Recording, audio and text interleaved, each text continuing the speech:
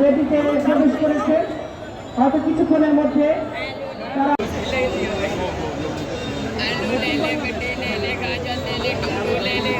গভীর শ্রদ্ধার সহিত স্মরণ করবো, শৃঙ্খলার সহিত আমাদের আচরণে থাকবে।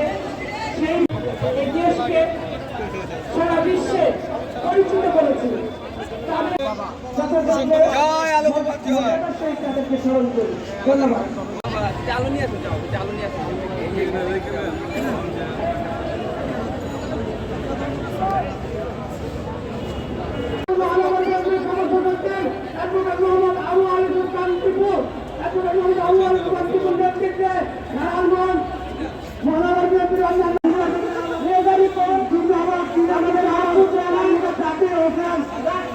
মহানগরের নেতৃবৃন্দ যারা উপস্থিত আছেন, আমাদের সাকাত ভাই, জাকির হোসেন, অ্যাডভোকেট হুমায়ুন কবির এবং মাসুম রানার নেতৃত্বে মাহবুব রহমান, ফতুল্লাহ থানার নেতৃত্বে আছেন জাকির হোসেন, সোনারগাঁ শাখার যুগ্ম আহ্বায়ক আবু মোর্শেদ মোল্লা রহমান, ফতুল্লাহ থানা দলের সভাপতি মোহাম্মদ জাকির হোসেন, তারা তাদের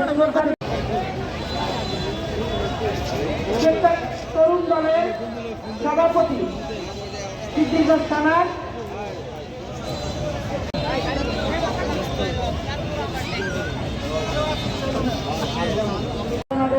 পুষ্পার্ঘ শেষ করে মূল বেদি ত্যাগ করছেন এবং সদস্য হিসেবে আছেন তারা নাম ঘোষণা করবেন।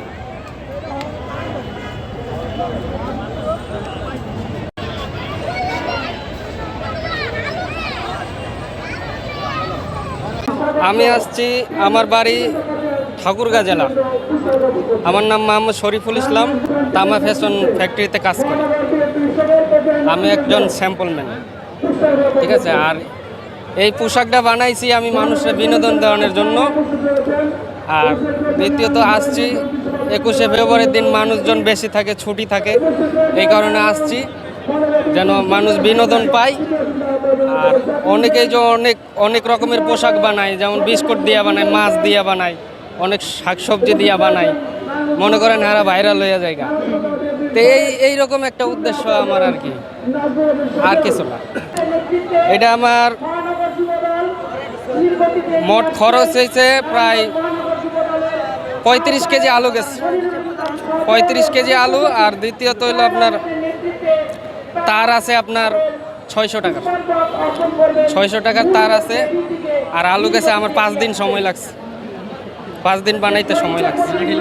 মাথায় আসলো যে আমি ভাবতেছিলাম যে আমি এমন কিছু একটা করব যেন মানুষ সবাই আমাকে ফলো করে, এই আর কোনো উদ্দেশ্য নেই। কারণ তাদের জন্য তো আর আলু দিয়ে কিছু হয় না। আমি আসছি মানুষজন বেশি থাকবো, মানুষ বিনোদন পাইব, আর কিছু না। আর আমি যদি শহীদদেরকে স্মরণের জন্য আসতাম তাহলে ফুল নিয়ে আসতাম। না না, দেই নাই। আজকের দিনটা এই কারণে যে ছুটি, এটা একটা সরকারি ছুটি, এই কারণে মানুষজন বেশি থাকে। আমি সবাই ঘুরতে আসছে, আমিও আসছি। আন্তর্জাতিক মাতৃভাষা দিবসটা আপনি কি ধারণ করেন কিনা বাঙালি হিসেবে? অবশ্যই। ভাষায় যে কথা বলতে পারছেন তাদের জি, অবশ্যই। মাতৃভাষা দিবস আমার বাংলা ভাষা, এটা তো